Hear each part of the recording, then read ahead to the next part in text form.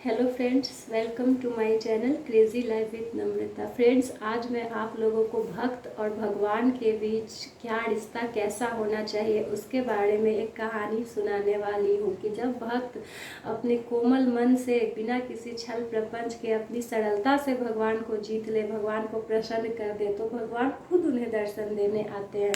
तो चलिए कहानी शुरू करते हैं। बहुत साल पहले की बात है। एक युवक था, किशोरावस्था में एक युवक था। वो बहुत ही आलसी था, लेकिन मन का बहुत चंचल कोमल था। उसका मन बिल्कुल साफ सुथरा था, बहुत अच्छा था, व्यवहार उसका अच्छा था। लेकिन वो एक ही कमी थी उसमें कि वो आलसी था, काम नहीं करना चाहता था कुछ भी। बस उसे लगता था कि बस मैं खाऊं पीऊं और अपना पड़े रहें। तो उसके घर वाले गुस्सा होते थे, कुछ भी करता नहीं है, बस खाता पीता घूमता रहता है। इसलिए उसको डांट दिया तो गुस्से में वह घर से निकल गया और भटकते भटकते एक आश्रम में पहुंचा। वहां उसने देखा कि एक गुरुजी हैं और उनके कई शिष्य साथ में रहते हैं और शिष्य कुछ नहीं करते, बस मंदिर का पूजा पाठ करते हैं और उनको खाना मिलते रहता है टाइम पे। तो उसे लगा अरे ये तो अच्छा है, मैं भी यहीं रुक जाता हूँ। तो गुरुजी के पास गया और बोला मुझे भी आप यहीं पे रख लो और आप जो बोलेंगे मैं थोड़ा बहुत जो भी आपके यहाँ का काम है, मंदिर का पूजा करना ये सब मैं कर दूंगा और मैं यहीं रहूँगा। तो वहीं रहने लगा और उसको अच्छा लगने लगा, कुछ भी नहीं करना पड़ता था, बस थोड़ा सा पूजा पाठ किया और खाना तीनों टाइम आराम से उसे मिल जाता था। वो बहुत खुश हो गया। इसी तरह उसका महीना भर बीता, बहुत खुश रहा।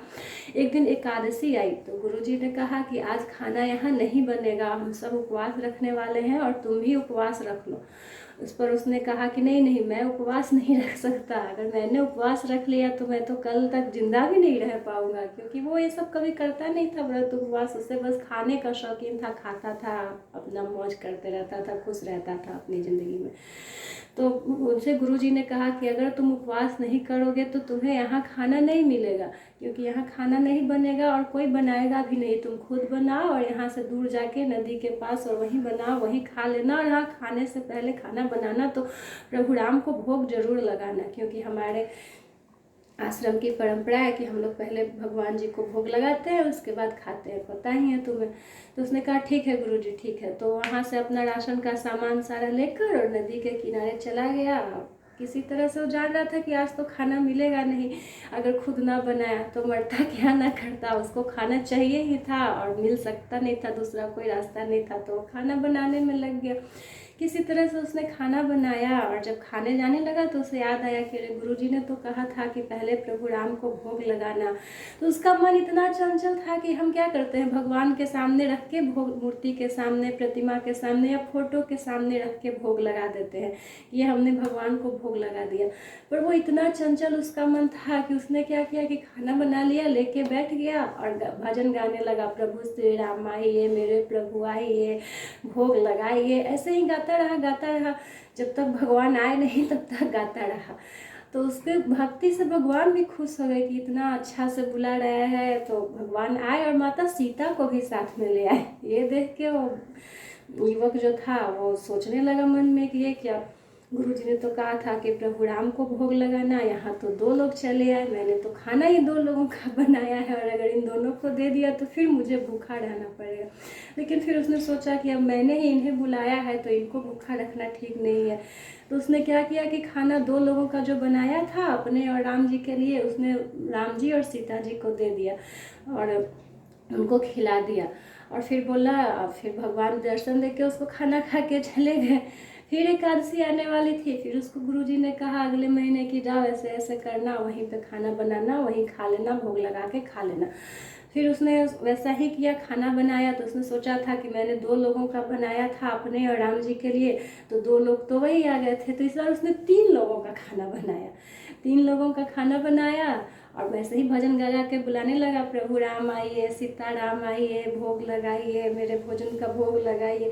प्रभु फिर प्रकट हुए और इस बार वो अपने भाइयों को भी लेके आए। तो 4-5 लोग हो गए। फिर इस बार वो युवक सोचने लगा कि भगवान जी हमेशा ऐसा क्यों करते हैं, मैंने दो लोगों का बनाया तो तीन लोग हो गए, मैंने तीन लोगों का बनाया तो 5-6 लोग हो गए, अब क्या करें। फिर उसने सोचा कि चलो इन्हीं लोगों को खिला देता हूँ, मैं बाद में बना के खा लूँगा। फिर उसने वैसे ही भोग लगा दिया। फिर एकादशी आई। उसने इस बार भगवान जी से कहा कि देखिए श्री राम जी, आप ऐसा करते हैं, मैं खाना 2 लोगों का बनाता हूँ तो आप 3 लोग आ जाते हैं, तो मैं तो भूखा ही रह जाता हूँ। अगली बार से आपको जितना आना हो ना मुझे बता के आया कीजिएगा, मैं इसलिए उतना बना के रखूँगा।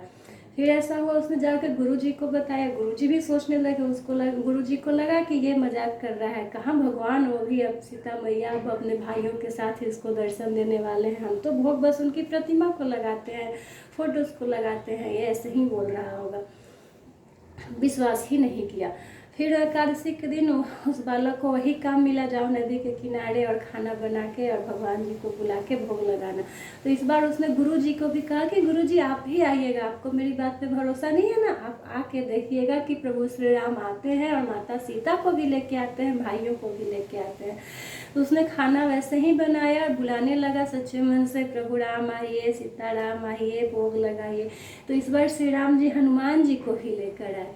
तो ये बालक और भी खुश हो गया और सबको खाना खिलाया। और फिर बोला, जब भगवान जी जाने लगे तो बोले कि भगवान अच्छा है आप मुझे आके दर्शन देते हैं, पर मेरे गुरुजी को इस बात का भरोसा ही नहीं है। गुरुजी तो बोलते हैं कि भगवान आते ही नहीं है, हम तो बस अपने मन से अपनी संतुष्टि के लिए उनको भोग लगाते हैं, भगवान आके कहाँ दर्शन देते हैं। तो श्री राम, उसने गुरुजी से कहा कि देखिए सामने श्री राम जी हैं, माता सीता हैं, उनके भाई हैं, हनुमान जी हैं, सब लोग हैं। गुरुजी को दिख ही नहीं रहा था। तो गुरुजी ने कहा क्या बात कर रहे हो, तुम्हें दिख रहे हैं, मुझे तो दिख ही नहीं रहे हैं। तो इस पर फिर उस शिष्य ने श्री राम जी से कहा कि प्रभु आप मेरे गुरुजी को क्यों नहीं दिख रहे हैं। तो श्री राम जी ने जवाब दिया क्योंकि वो तुम्हारे जैसे सरल नहीं है, वो विद्वान है, पंडित हैं, लेकिन सरलता उनमें नहीं है, तुम्हारे जैसा उनका मन साफ नहीं है, इतनी सरलता से वो मुझे कभी नहीं बुलाते जितनी सरलता से तुमने मुझे एक बच्चे की तरह बुलाया है। इस पर फिर उन्होंने गुरु जी को दर्शन दिया और सब वहाँ से खुशी खुशी चले गए। तो बस ये कहानी यही हमें बताती है कि हमें भगवान की पूजा के लिए सिर्फ पूजा करना ये सब काफ़ी नहीं है। भगवान को हमें सच्चे मन से, सरल साफ सुथरे मन से अगर हम उनसे कुछ मांगते हैं या उन्हें याद करते हैं तो वो हमारी प्रार्थना ज़रूर सुनते हैं।